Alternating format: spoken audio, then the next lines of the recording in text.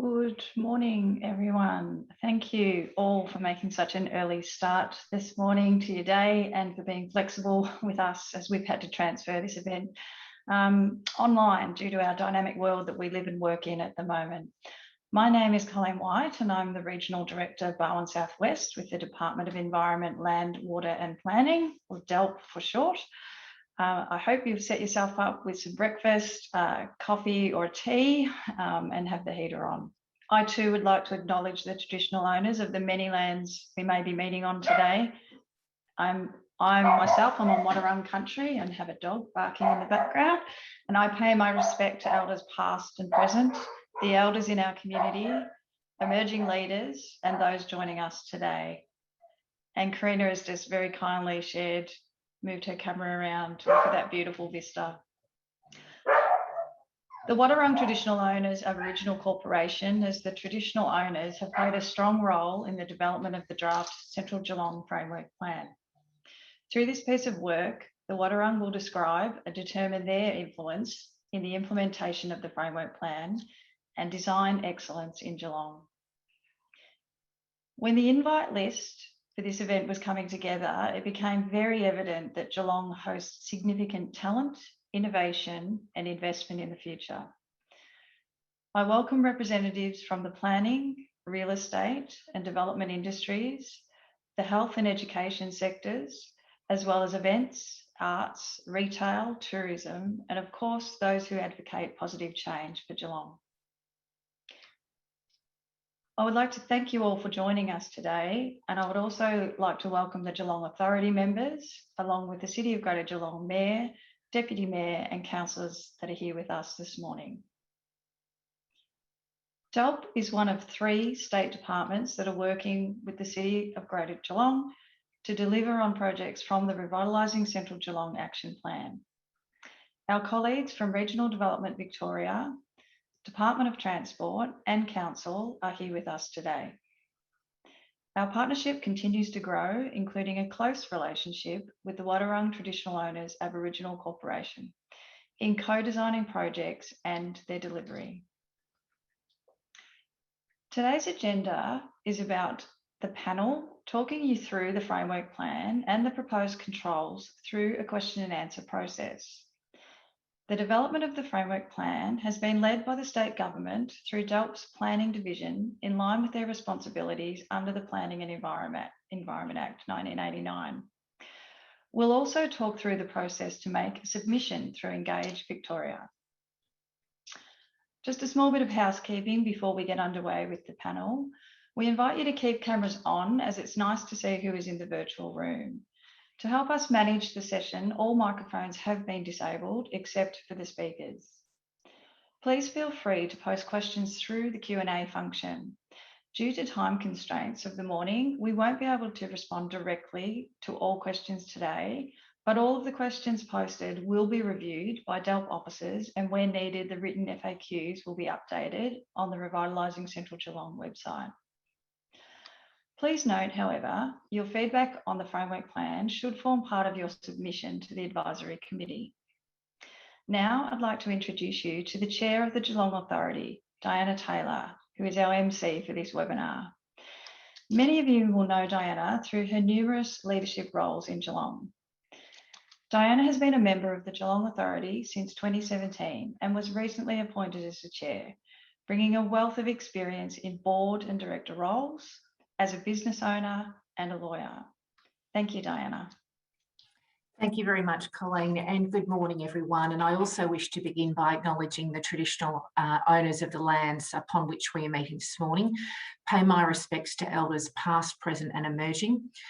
Pay my sincere respects to Wadawurrung Traditional Owner Karina Eccles, and thank you for that wonderful welcome to country this morning, and to also acknowledge all First Nations people who are joining us this morning. Good morning, everyone. As Colleen said, we would have loved to have had the opportunity to have been in person with you all having a hot breakfast, but that hasn't transpired. So thank you for making the time this morning at this early hour. The terms Revitalising Central Geelong as Colleen said, are going to be used a lot this morning. And what I wanted to do was to spend a couple of minutes talking about some key building blocks of the plan, of the work that has gone on before we get to actually talking in detail about some of the key elements of the framework plan. And the Revitalising Central Geelong engagement partnership is a very, very special one between the state government and the City of Greater Geelong Council. The role that I currently have, and I wish to introduce you now to the Geelong Authority members, forms part of that partnership. The Geelong Authority was established by the Victorian Government in September of 2015. We're an advisory group formed of community members, and we report directly in an advisory capacity through to the Minister for Planning. And we do so on the Revitalising Central Geelong Action Plan, but also on major planning permit applications that get to a certain materiality threshold. And also we advise on the Moolap Coastal Reserve. And together, the Geelong Authority members bring expertise in business development, innovation, investment and attraction. We have a slide to show you in relation to the Geelong Authority members who sit with me on the authority. Here we are, we have everyone, and I just asked the authority members to show their virtual hands. As we said, we would have loved to have done this in person this morning. First up, everyone I'm sure on this Zoom will know Rory Costello. Rory is the founder and executive director of Villawood Properties, and he boasts 30 years of experience in local government, engineering and broad acre development and management. Rory is incredibly invested in our community throughout a range of community and philanthropic activities, as well as his business activity. And it's an absolute delight and a privilege to have Rory as a GA member with us. We also have, as a GA member, Jill Smith. Jill will also be very well known to all of you. Jill's last executive role was as CEO of the Geelong Performing Arts Centre, as it was known then. Jill has also been the General Manager of the Playbox Theatre Melbourne, has extensive and continues to have extensive reach and networks within the arts and cultural community, and has also been heavily involved in the successful design and redevelopment of key projects, including the project that we have before us in our arts and cultural precinct. So it's wonderful to have Jill as a member of the Geelong Authority. Mark Edmonds is also going to be very well known to everyone on this Zoom call, former president of the Geelong Chamber of Commerce. Mark has had executive management roles in a number of significant Geelong businesses, including Fags, Mitre 10 and Target. Mark has had a 30-year career in retail, is also currently running a couple of businesses as well, and is incredibly well networked across the Geelong landscape and adds great value to the Geelong Authority. And our last Geelong Authority member is Amir Kutub. Amir is the award-winning CEO and founder of Enterprise Monkey, a multinational digital firm with presence in 4 companies. Amir is also a Young Australian Business Leader of the Year and the founding secretary of the Pivot Summit, an international digital conference. You always need one technical expert in the room, particularly when you're on Zoom calls, and Amir also performs that function beautifully for us, but has a huge range of expertise, and it's great to have Amir with us as member of the Geelong Authority. Thank you. Since the release of the Revitalising Central Geelong Action Plan, which is also one of the key pillars and key planks that we operate under, there has been since 2016 $400 million in action plan projects that have pushed through Central Geelong. And as I said, this is the partnership between the state government, Victorian State Government and Council. The Geelong Authority has provided advice to the Planning Minister on that action plan. And further to that, there has been an incredible response from community, from investors, from developers in the city of Greater Geelong and surrounds. And there's in fact been over $950 million in new development approvals in Geelong since that period. So we all comment on the cranes in the sky. That's supported by a significant amount of development and investment. So what the action plan is doing, what the Revitalising Central Geelong Action Plan is doing is, and just put up a slide here which talks to the key pillars that are currently in place in relation to this plan. We're at a great point in time. Not only are we talking to you this morning about the framework plan for Central Geelong that we will get to in just a moment, but we also have a refresh which is currently underway for the Revitalising Central Geelong Action Plan. And there's a broad range of our community members are currently involved in this process, and our community engagement will continue to expand. Karina Eccles, traditional Wadawurrung owner, talked about Central Geelong being the heart of Geelong. I know if Frank Costa was here, he would probably say the heart lay at the Geelong Football Club, but I think everyone on this Zoom is well aware that our heart lies with Central Geelong, that it is incredibly important that people moving in and around Central Geelong feel engaged, feel respected, that we are giving them a reason to be there, that we are creating access for all in relation to the people who visit Geelong, and that we are ensuring that our youth that are aged, that everyone in our community feels like they belong and that they have a part when they enter into our Central Geelong space. So there's a number of key projects that are setting the pathway under that Central Geelong Action Plan, and the Central Geelong Framework Plan, which everyone is here to hear about in more detail today, is an incredibly important part of that. The Engage Victoria website is where a lot of this key information will be found today, as Colleen said. And what we are here to do, what everyone is here to do, is to provide leadership and clear direction as to how we move forward as a community and as a city in relation to what Central Geelong looks like. It's been some time since there's been some key updates in relation to this area. The Activity Central Zone, the ACZ1, that everyone will have heard about, was introduced in 2013. And it has been some time since the planning framework was updated for Geelong, and that is what we're now moving into. So what I'd like to do now is to head to a look at our first video, which will introduce the Central Geelong Framework Plan to us.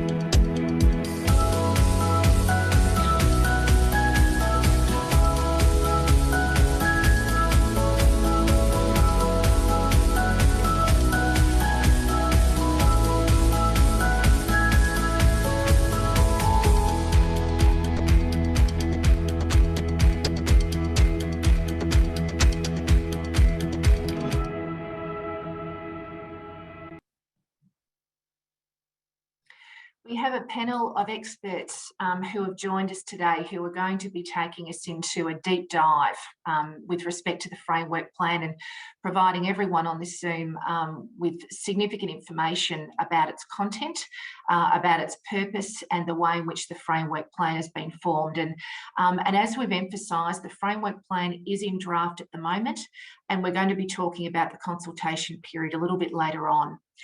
Firstly, I would like to introduce you to our first panellist, Jane Homewood, the Executive Director for Statutory Planning Services at DELWP. In her role, Jane is responsible for fast-tracking priority projects of state and regional significance, the assessment of major permits to be considered by the Minister for Planning, and the approval of planning scheme amendments. Working alongside Jane is Shura Shuko,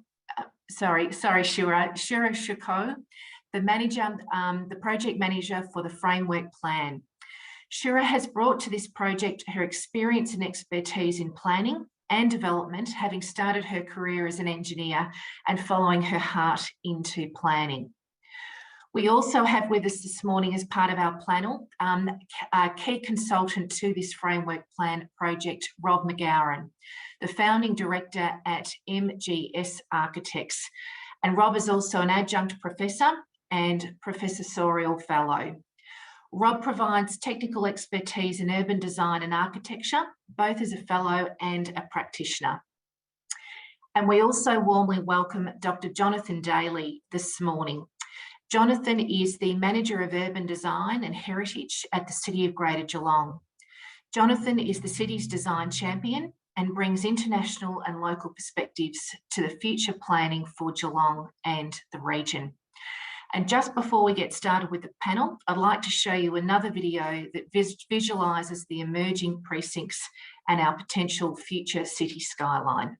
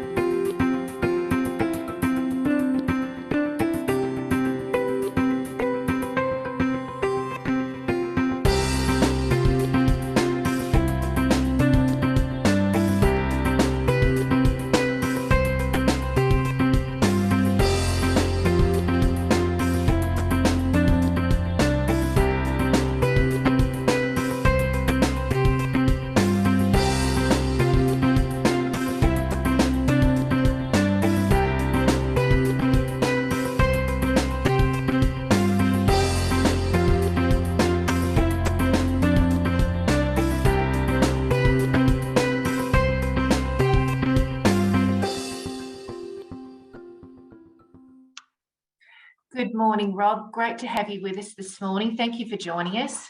Great to be here, Diana. Thank you very much for inviting me, and I look forward to the morning. Thank you very much, Rob. Rob, we saw in that video a really clear illustration of the precincts that form part of the draft framework plan.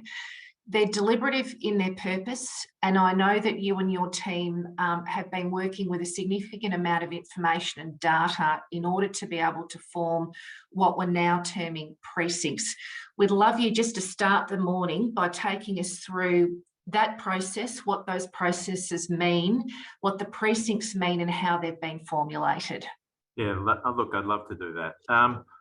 Look, with every project such as this, we need to start by understanding the place we're working. Karina really, I think, kicked it off in a beautiful way this morning. You know, this has been a special place for a long time, and I know people in this room don't want to hear about how special Geelong is, but Geelong's got great bones, and we needed to know that we understood the very particular attributes of that place, the grain of the city, those special institutions and aggregations of enterprises in parts of the city as a starting point. We then needed to, and obviously the landscapes that Karina talked about are really that amphitheatre understanding of Geelong and its the relationship of the city to the water. We then though needed to understand the scale of change that we were dealing with, and to put some real science behind that. So SGS were engaged, very experienced economic development consultants, to really address the issue that we put to them of, well, what are we looking at for the amount of space we need for jobs in the future? What sort of jobs or industries are likely to be the drivers of that floor space requirement? And also, what might we contemplate as the number or the population of residents that might be looking at Geelong as a home over this 30-year period? So that was a really important starting point, because we needed to understand what and how much of what, where, whether there are particular attributes of that nature of uses that needed to be in certain locations, and, you know, answering the why. And in some cases also, those types of uses can only be delivered if we get the how right. You know, by that I mean there are certain types of uses that require certain sorts of footprints and scale in order to be successful. And that information that came back to us was a fantastic story, I think, for the future of Geelong. You know, we know from that information that over this next 30 years, we're going to see more than 1 million square metres of additional floor space delivered in downtown Geelong. Important for me, and I think for many of the people on the call, would be that plus or minus a little bit, around about 2/3 of that floor space is needed for jobs. And they're exciting jobs. They're jobs in health, they're jobs in the knowledge sector, they're jobs in professional and government services, and jobs in retail, and jobs in tourism and events, etc. as well. But when we think about that, and when we drill down further, 2/3 of those additional jobs were going to be in those key areas of health, education and training, and in these professional and social services and if you like, new enterprises in the city. And when we went back to that understanding of the good bones of Geelong, we knew that that had real implications for parts of the city which had those already quite significant aggregations of some of those uses. Now, why is that important? Well, in the 21st century, we're seeing the nature of many of these jobs really being about proximity. you know, we've got for example, we're seeing this emergence of a great health hub in Geelong. You know, we started obviously with Geelong Hospital, but we've got St John of God as well there, and forming these two anchors of this fantastic health precinct for the city. And we saw in the information that came through from SGS really almost an explosion of growth in that space over this next 30 years. And the evidence already of that is coming through in the announcements, for example, about the Children's Hospital for Geelong in recent times that many of you would be familiar about. So Rob, sorry, Rob, just on that, these precincts, and we've got the map up on the screen for everyone now, they're very deliberative in their purpose in terms of what is considered to be core, although I know there is some flexibility about that. How did they get devised, and I guess what was driving those relevant precincts? Yeah, so you see in for example the health precinct, those two anchoring drivers of the health precinct being around the two hospitals anchoring the precinct, and the known need to ensure that those uses that are key to those future jobs for Geelong don't get crowded out by other uses in those areas. Similarly, we know in the knowledge and enterprise precinct, with the announcements about the convention centre, with the engagement with Deakin and understanding their growth ambitions for education, and the state's known ambitions for improving training, and this also aggregation of, if you like, knowledge sector-based enterprises, NDIS, WorkCover, and the City of Geelong's own hub there. How important that aggregation of, if you like, the knowledge and enterprise economy is in supporting its proximity to not only other enterprises with similar needs and values, but also public transport and the university and the convention facilities and so on. The cultural facility was sort of almost self-evident. You've got the great performing arts precinct emerging now. You've got the fantastic library facilities and so on, and this amazing amalgam of heritage buildings. They really form a heart with Johnson Park, as we heard from Karina earlier, of the cultural heartbeat of the city. The station environment is really an exciting opportunity for the future. It's really around transit orientated and a gateway to Geelong for higher density living, working and services around a transport system with commitments to faster interconnection with the capital city, more frequent services and higher capacity services as well. So really, in that case, looking to, as we're doing with each of these precincts, if you like, cantilever or leverage off the existing strengths and the known commitments going forward that are in the city deal that have been announced by federal government and by the City of Geelong, so that we, if you like, seek to ensure that we maximise the benefits of those investments. If we then go to the retail core, that's probably the least contentious in a way, but again anchored by, it was exciting talking to the centre group and marketplace and hearing that they are keen to ensure that they continue to be anchors of a vibrant retail environment, but one that is more diversified over time. But that we wanted to ensure that we didn't get a dispersal of retail and a loss of that intensity and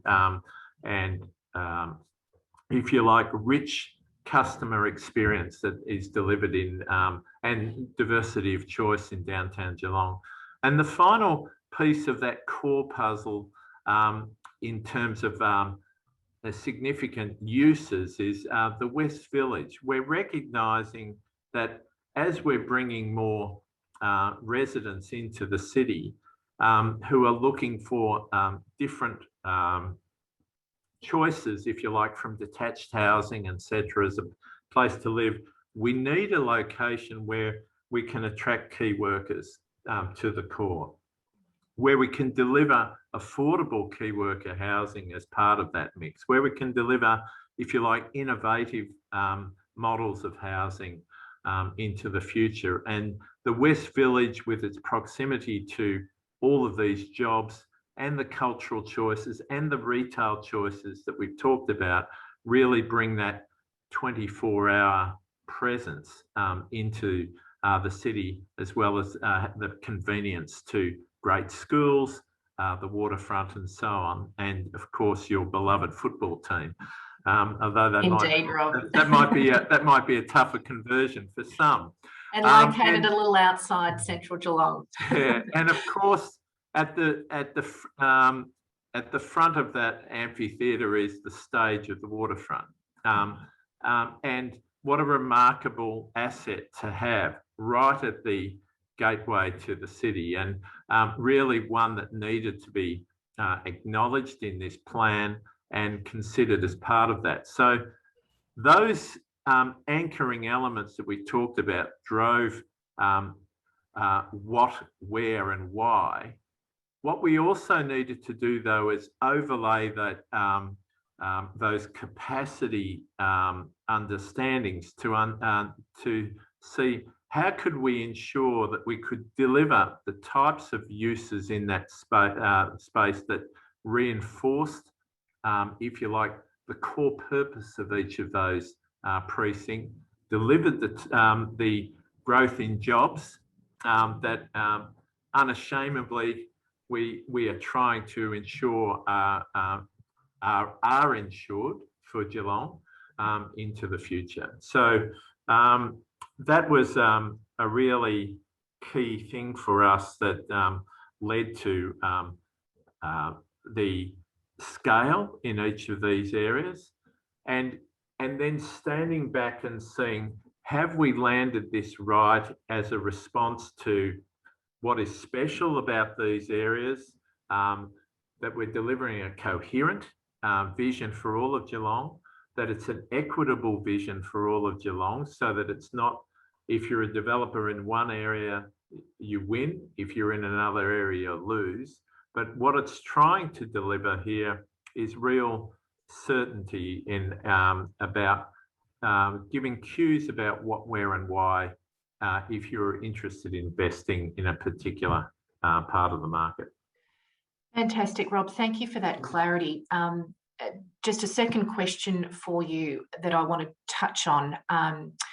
There are people on the call this morning who have significantly invested in Geelong, and we have seen amazing benefit that has come from people's preparedness to be here, to have skin in the game, and to be a key part of the future of Geelong. And of course, we want that to continue. So the consideration for not only the attraction of investment and growth, but the support, I guess, for people's own capital growth and development across Central Geelong as they continue to invest. Could you touch on that element and your consideration of that, please? Sure. Well, you can see from the starting point of evidence that this isn't a plan that seeks stasis. You know, 1 million square metres plus of additional floor space in a plan is not stasis. It's not a plan about restricting growth. It really is one that is really seeking to, if you like, fast track pathways for investment, give people confidence and certainty about what they're able to do.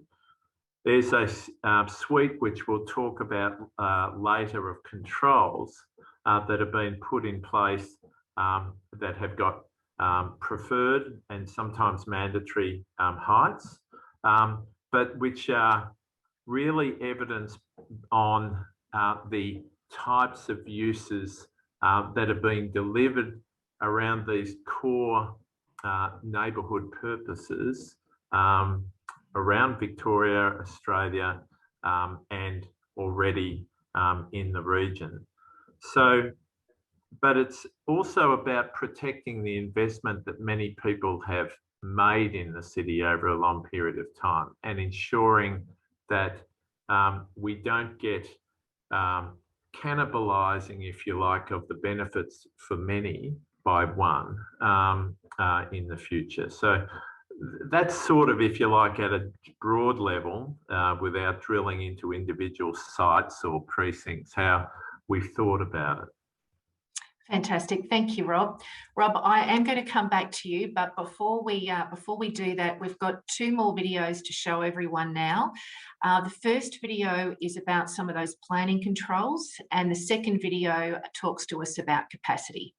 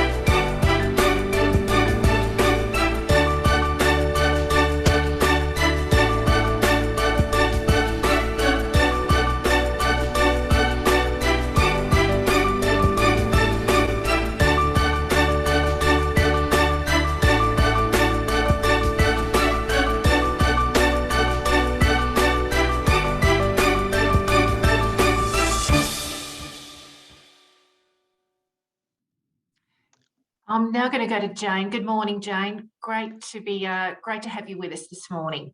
Good morning, Diana. Jane, I thought our topic here is one of controls. I thought it might be helpful if you could just explain to everyone on the Zoom the difference in spacing between the ACZ, the activity centre zone controls that have been in place, the interim controls that are in place at the moment, and we're now talking about the draft framework plan. Could you just step us through those for clarity, please?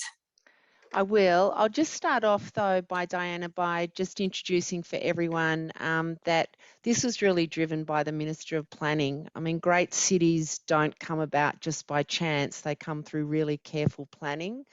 And the Minister in his role as responsible authority was starting to get quite concerned about some of the applications that were being proposed that might have been good applications in themselves, but as we said, not realising the potential vision for the city.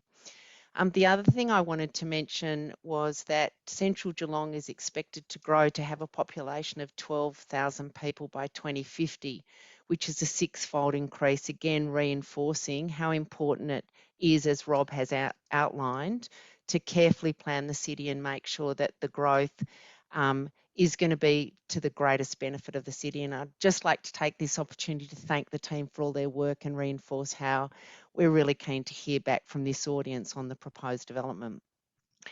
So the predominant planning control for the city, as you've asked, was the activity centre zone, which was introduced in 2013. And it really is outdated, and we've seen a number of applications that was sought from the Minister, which demonstrated that we need a lot more guidance than was in the planning scheme at the moment.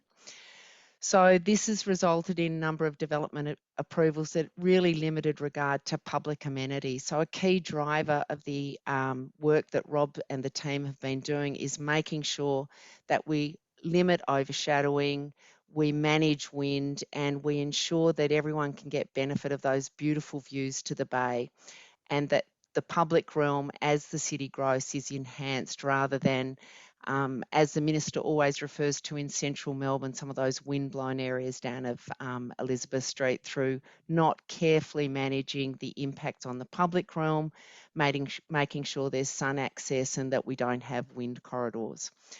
So the planning controls were informed by three main assessments: floor space capacity, as Rob outlined. So what is the floor space required to meet the future needs of the city? Shadowing control, so how do we ensure open spaces and public realm is protected, and so that the solstice shadow analysis for more significant open spaces like Johnson Park, Station Forecourt, existing and future parks are protected. And then finally, the built form context and analysis. So looking at the streetscape character, the heritage sites, and making sure that protecting these areas has informed the street wall height and the setback requirements to protect the heritage character, but also that public amenity. Thanks, Jane.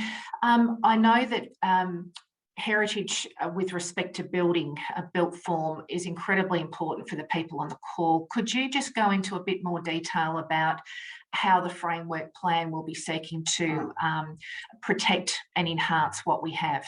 Yeah, so absolutely, Diana, the heritage of Central Geelong is so important and so much forms the character.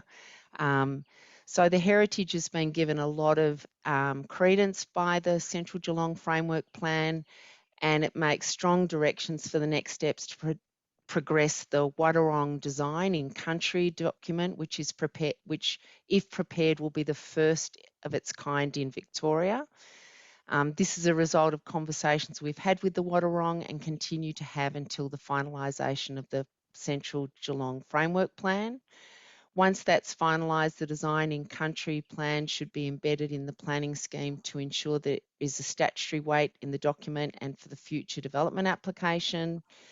In terms of existing heritage, the proposed built form controls seek mandatory 6 metre tower setbacks for sites within a heritage overlay, and it preferences developments to continue the rhythm of existing heritage street wall heights from the preferred street wall limits. Sorry, street wall heights. Yeah, thanks, Jane. And Jane, would you mind touching on in a little more detail in terms of the controls? We've just seen a fantastic video which illustrates where we were with height and where we're heading to with height in terms of the draft framework plan. Would you mind touching on some of the methodology and thinking that's gone behind that? And I might also ask Rob to jump in as well. Jane? So to encourage equity and investment was one of the key drivers of getting that balance between growth and also making sure that there's equity across the city and that we maximise the future uses and development. So the unique historical characters, the amphitheatre topography and the bay views were critical issues that needed to be protected. So the built form context has addressed these matters to protect and maintain those important view lines, the heritage character and that amphitheatre topography. To encourage investment, we undertook a comprehensive floor space capacity analysis to make sure development is maximised, but in the right locations to encourage that investment.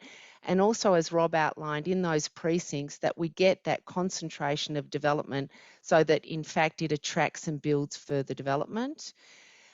It's also really important that we make sure there's not an oversupply of floor space and that we control the amount of taller buildings. So as Rob outlined previously, we don't overdevelop in one area, which is going to not drive that more equitable growth across the city. Rob, did you want to add to that? Yeah, look, it comes back, I think, you know, to the essence of the question and what Jane said earlier, that we don't just experience the city within our apartment or within our workplace. There has to be this coherent experience of the city as a place, and that has to be a great experience. We don't want to be blown off our feet. We don't want to experience the highest wind chill factor in the state as we're moving around the city. We don't have to want to fight for footpath space with cars everywhere. You know, that there has to be this, harmonious integration of this growing population into the city and helping them to connect to each other and to connect to the great places and spaces and work, etc. So some key elements of the toolkit, if you like, that add to what Jane's talked about. This notion of preferred and mandatory heights as a part of the toolkit, street wall heights as part of the toolkit, that respond to different parts of the city and different scales, a different street wall height character, for example, in the downtown retail core to what is in the, if you like, the wool stores and enterprise and knowledge and enterprise precinct as a type of character for those areas. And the building setbacks and separations. So as Jane was saying, that if that human scale on the street is important, then that is the experience of the pedestrian in that street that they get, but also between neighbours, so that that if you set back a reasonable distance from your side boundary and have windows in that boundary, and that's important because buildings that are taller, particularly in the early years, are going to be seen in the round. So they need to be contributing to the city in a positive way in that sense, but also so that, you have a reasonable expectation that your neighbour will do the same.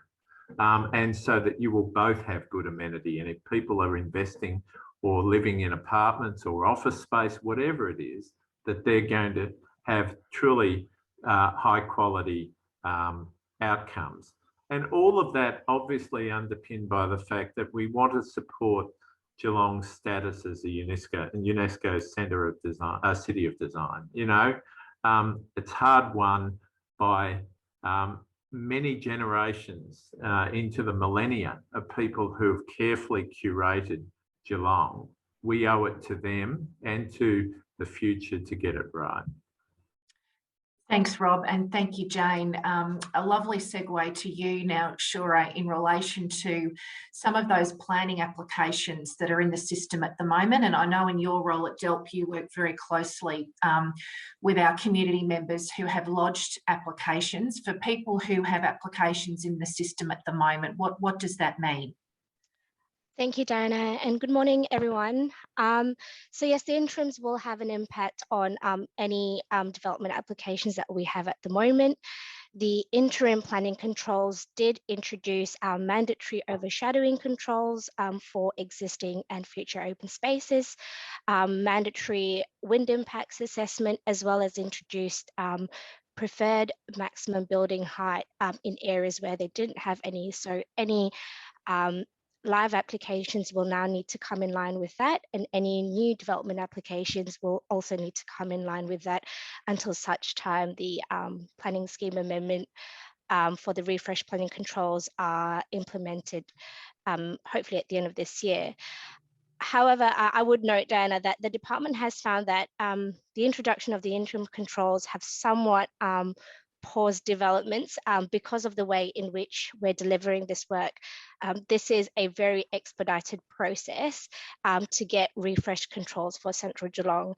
I'm talking about this kind of strategic work normally takes about 2 years, and our team sort of did it in 9 months. So I think the development community, what we saw was that it preferred on waiting on these proposed controls that's out on public consultation at the moment, rather than applying for permit applications based on interim controls.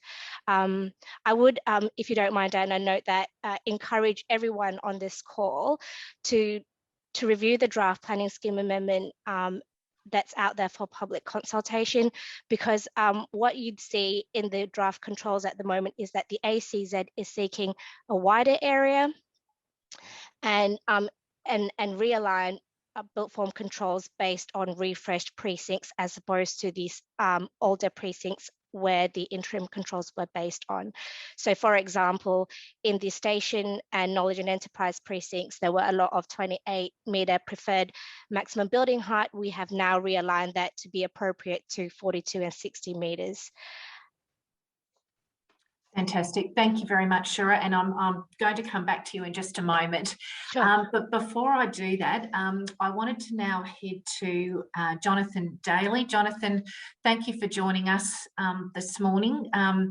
You wear a number of very important hats in a council. And the question I really wanted to start with you, of course, because the urban design guidelines and principles are a key part of this framework plan that we're talking about. For you, what is design excellence and how does that get applied to Geelong? Thanks, Diana. Good morning, everyone. Well, I think one of the first things to say is that we've been designated as a UNESCO World City of Design, and we have to live up to that designation. So it's not just about what we've achieved in the past, it's about where we're going in the future as well. Starting with the definition of design excellence, there are many definitions, so I'm going to give you mine, at least how I understand it. And the first thing that I'd say is that design excellence is not just about what gets constructed, what we see on the ground. It's also about the processes involved in getting there. So it must be evident in our policies and our plans and strategies that guide those built form outcomes. And that's why it's so important to get these controls right. It must also be evident in the procedures and the discussions that take place around new proposals, particularly the design advice given throughout that process. So for me, when you take those things together, it's really about a culture of design. It's about a set of values that you hold closely and you practice widely. And it's very much an aspiration that built form outcomes reflect who we are and what we believe in. So in many ways, it's about answering a series of questions. Does a building reflect the place, or is it generic? Does it have context? Is it healthy for its occupants, or does it make them sick? Does it sit well in an environment, or does it cause harm to that environment? Is it well built, or is it cheap and shoddy? And touching on something that we've spoken a lot about this morning, is it a good neighbour? Is it a good citizen, or is it selfish? And finally, last but not least, does it respect its elders, its history and its heritage? So for me, design excellence is really, it's an attitude that demands better, always better. So to quote Jonas Salk, who was the scientist that gave us the vaccine for polio and then gave it away for free, when he was asked why he gave it away for free, he said, our greatest responsibility is to be good ancestors. And for me, that's what practicing design excellence is all about. Thank you, Jonathan. And would you mind now taking those concepts, those principles into the framework plan and how the framework plan is to inform outstanding design excellence? Well, I'll talk about it, I think, at a relatively high level, because I think some of the detail has been covered and we will cover even more. Look, I think you can look at controls in different ways. Some might perceive them to be quite negative, that they in some way limit or hold back development and investment in the city. But the reality is that great design emerges not in spite of, but because of these constraints. I've never met an urban designer that doesn't like constraints. I think it's why we love working in brownfield sites more than greenfield. Greenfield are more of a challenge, not easy to design from a blank page. So controls actually help us shape buildings, and they provide a starting point. They help us ensure that a building is contextual, appropriate in scale, and so on. So as we start to shape buildings, we also start to shape our public spaces, our streets, and then our neighborhoods and the city as a whole. So when we're developing controls, what we're actually doing is considering what impact new development will have at each of these different scales. So as such, controls are really about protection. They're about protecting what we value most in a place, by protecting our parks, our streets, our heritage, protecting the very character of our city that defines it as here, as Geelong, and not as somewhere else. And this is critical, I think, in maximising the social, environmental and economic potential of our city. Thanks, Jonathan. And Jonathan, I mean, it's been such an exciting time for Geelong and has been for a number of years now. A massive amount of developmental growth, application after application for permit approvals pushing through the system. We're hearing about what the future looks like, and that's what we're trying to do to inform with the framework plan. But from your perspective and the role that you sit in with the council, I mean, what are you seeing, and where are you seeing the vision for Geelong as you're talking to developers and you're talking to community groups and advocacy groups who are really so thoroughly invested in Geelong? What are you seeing emerging at the moment? I think we're starting to see, I think that there's two sort of forms of design excellence that we have. There's you know, the new developments that we see coming online, and we have some design excellence already. We touched on the library, what's happening with the Arts Centre, Barwon Water building. I think what we're seeing with the new civic precinct is fantastic as well. And there are a few other examples. There's also a lot of very well established design excellence in Geelong, and that's our heritage. We have some fantastic buildings. We've also got some fantastic areas of heritage as well in Central Geelong. And I think what's critical going forward, and the conversation we need to have, is really about how do we develop, how do we balance those competing demands, whilst at the same time protecting that as much as possible, and protecting that distinctive character that you know, as I mentioned, that defines us. Yeah. Fantastic. Thank you very much, Jonathan. Jane, if I could go back to you now. We can't, of course, consider the concept of our framework plan without considering what people movement looks like in and around our central area of Geelong. Transport. There's a number of people on this call who thankfully are heavily invested, engaged in what transport and our transport strategy in Geelong is going to look like in the future. Could you cover for us, please, the consideration of transport and people movement with respect to the framework plan? You're just on mute there, Jane. I'm going to give that question to Rob, who's taken a lead role in balancing the pedestrian and car and public transport movement in Central Geelong. Okay. Rob's gone. Rob's frozen. Rob is frozen at the moment. I'm therefore going to go to Shura, because I know Shura is also a subject matter expert in this area as well. Thanks, Shura. Yeah, absolutely. No worries, Diana.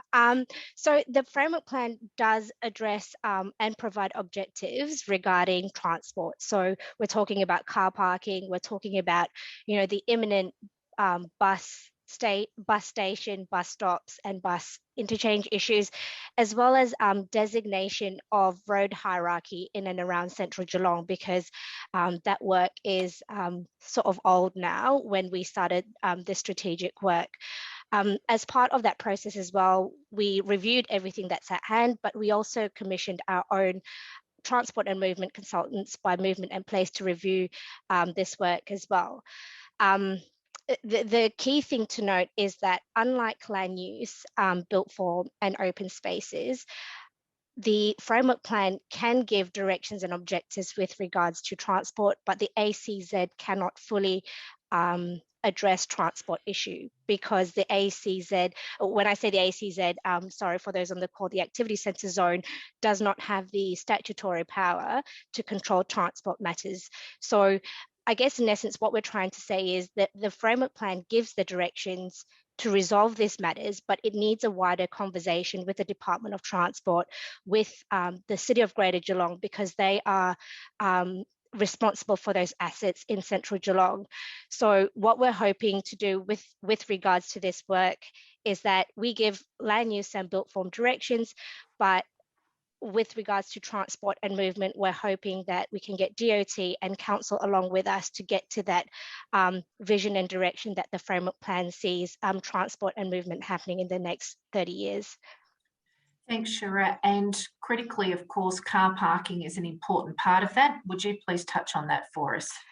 Yeah, absolutely. So as mentioned, there are a number of car parking strategies and directions that we've recommended as part of this work, one of which is that seeking the next strategic work to inform potentially a future parking overlay, because I think a key thing to note is that as the city grows, we want to provide options for transport and movement around Central Geelong, where predominantly it's by cars at the moment.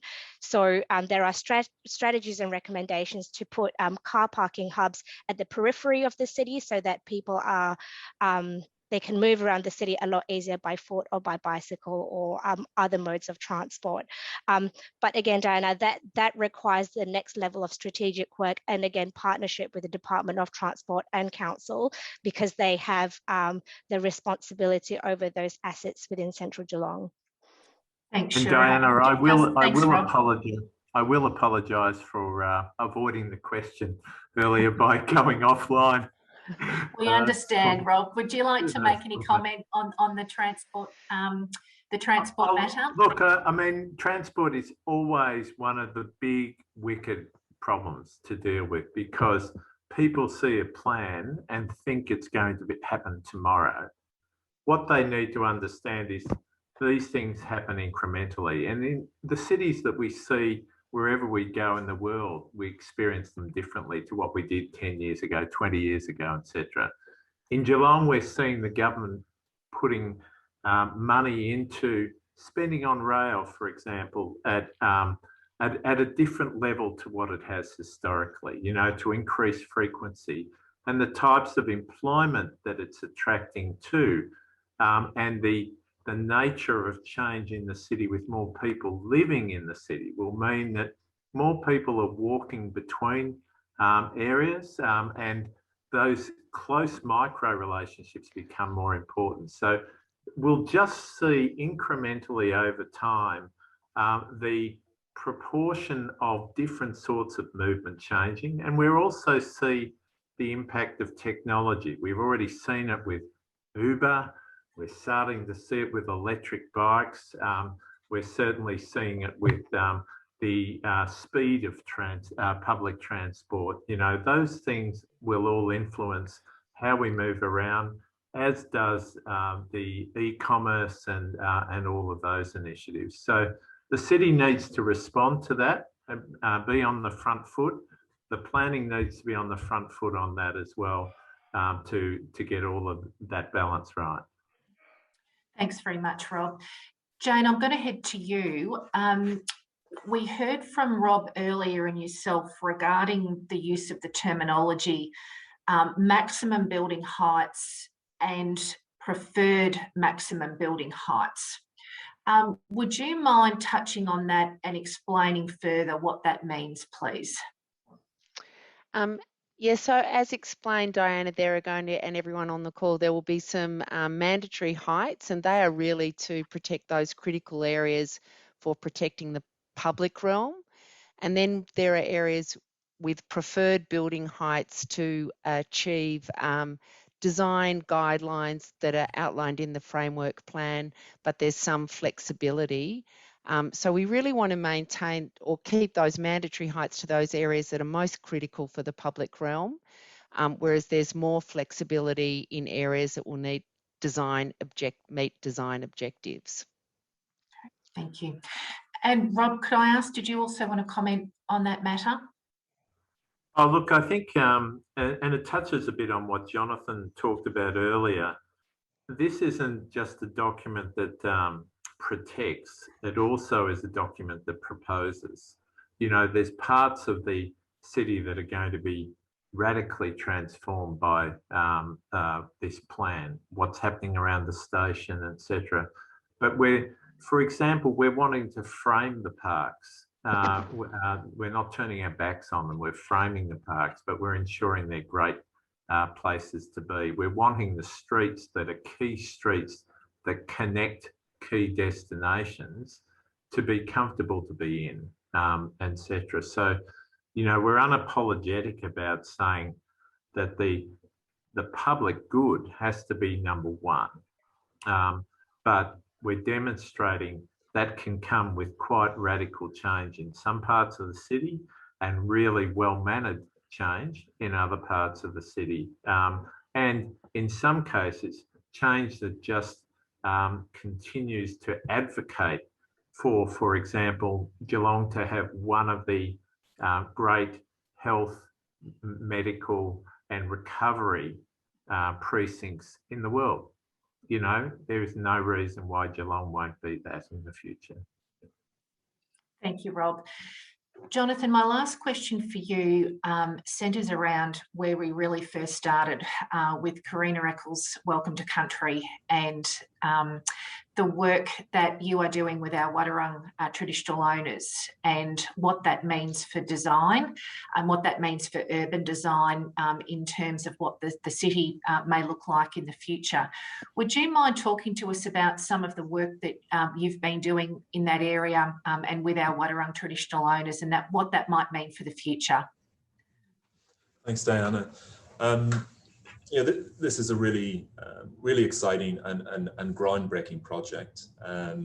So what we've only just begun the journey of working with the Wadawurrung people to develop what you might call urban design guidelines for the city. That would then, the aspiration is that they would be incorporated into the planning scheme. So that's understanding how we can use that incredible knowledge that they have about from their heritage and culture to inform how we to develop the city. And if you think about the principle of designing with country, it has the potential to start addressing how we can develop in a more ecologically responsive way in the city, among other things. If we do this, it will be an Australian first. It's never been done before, and it might happen here in Geelong, which is really exceptional. In fact, I've had a look, and it's a struggle to find anywhere in the world that's yet done this. So that's really exciting. In terms of how we do that, it's a process for us. It's about stepping outside of how we would normally go about developing such guidelines. We have to respect the fact that we don't know how we're going to get there, but we're going to work through that with the Wadawurrung. So we're going to start with a lot of listening and better understanding what their knowledge means before we translate it into anything that we would understand and be able to apply. Thank you, Jonathan. We really look forward to seeing that emerge. Thank you very much, and thank you for your contribution this morning. Before I head to Shura, who's going to talk to us about where to from here, I just wanted to ask, Jane, were there any final comments from you? I think, as you've outlined, there are a lot of investors in the city, and of course we're incredibly grateful for people that are investing in Geelong, and we know from COVID that Geelong is likely to attract a lot more investment as people make lifestyle choices. The previous controls, so we want to make sure that there's certainty. We hear, particularly in response to COVID, where we've had to do as much as government can to support development as the construction industry is so important to the Victorian economy. One of the biggest pieces of feedback we get from developers is the importance of giving developers certainty. So the previous controls did not provide certainty. The objective of the framework plan is to give really clear certainty to developers about what kind of development should go where, the height of that development, and the kind of built form outcomes that we're looking for. So we do want, as I said before, to get everyone to provide comments. We want to make sure that this does develop the best Geelong can be. And that feedback process that Shura will outline now is incredibly important to make sure that the vision will be realised and that we do give that development certainty and that there's that equitable development opportunities for the whole of Central Geelong. Thanks, Diana. Fantastic. Thank you, Jane. Thanks for being with us this morning. And Rob, over to you for any final comments, please. Look, I think this next phase will be important too, Diana. There'll always be things that might have been missed or could be further nuanced. We really want to hear from people about how the documents can be improved. It is a process that will provide that opportunity, and Shura will no doubt touch on that. But we're really excited as to Geelong's potential to really kick goals. Sorry to use that phrase, but oh no, we love that, Rob. You just keep that going. It's got the magic mix, if you like, that most cities would only dream of for the 21st century, and that is it's compact in that core. It's got all of those ingredients of health, education, training, new jobs, public transport, retail, entertainment, culture, and big events, and an amazing nature, all in that core.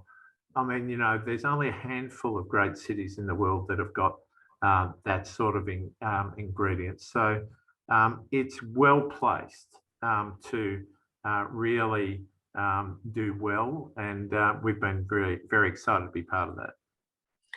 Fantastic, Rob, and it's been wonderful to have your expertise on the project, but also in joining us on the panel. And I've deliberately stayed away from football parlance this morning, but you've come off the bench for me and have taken up the ball beautifully, so thank you. Shura, I'll just head to you now, just before we close. So Shura, in two parts, if you could briefly respond to this question, the consultation that has occurred to date, and then where to from here so that people know where they can contribute and what's going to occur as the government is reviewing this draft framework plan.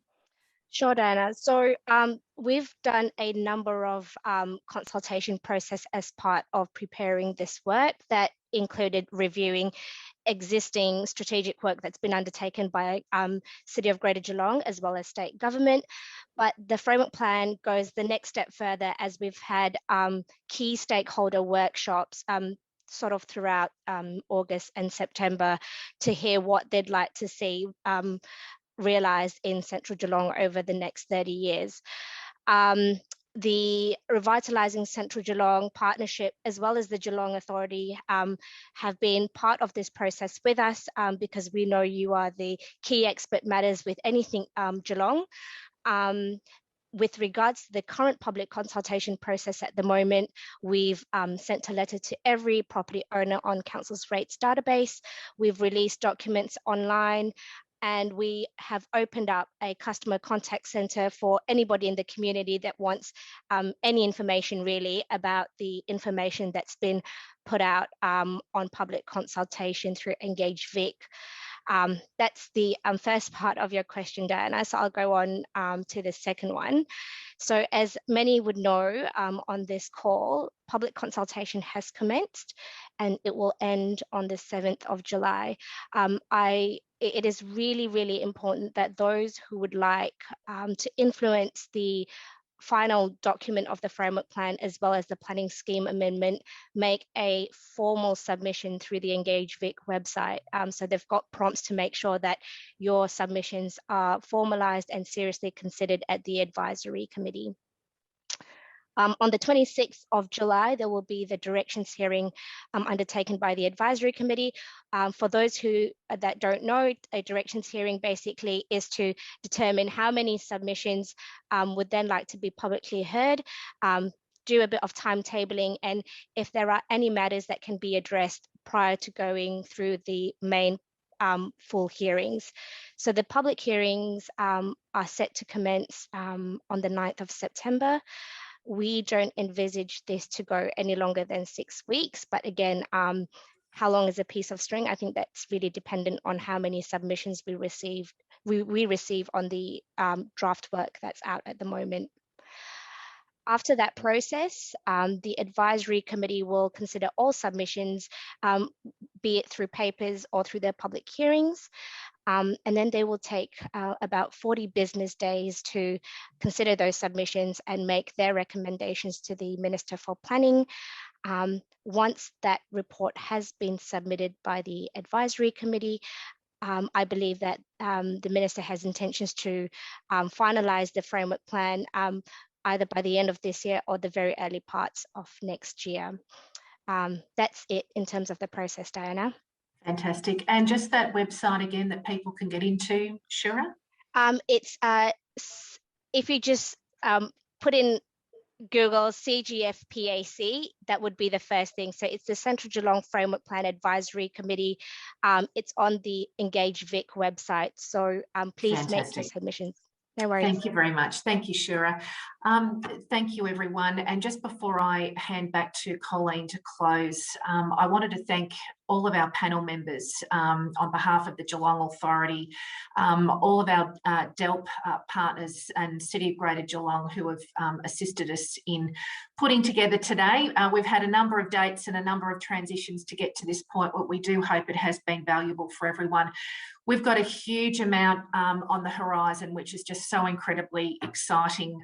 We want to acknowledge the work that people have done on this Zoom call to actually get us to this point.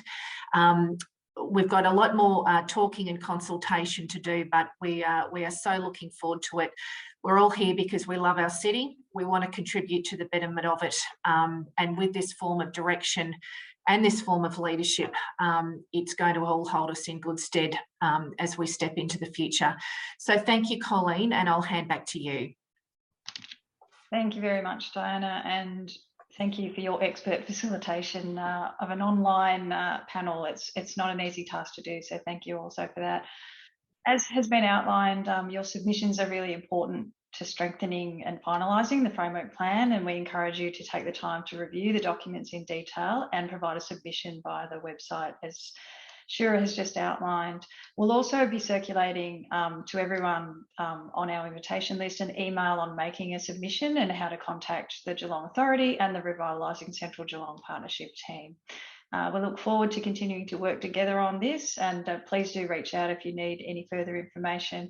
And I'd also like to give a big shout out to the team that had to transition this event from a face-to-face live and dangerous breakfast to an online forum. You've all done an amazing job. So thank you all for being here. We're 2 minutes over. Apologies for that, and I hope you all have a great day. Thank you.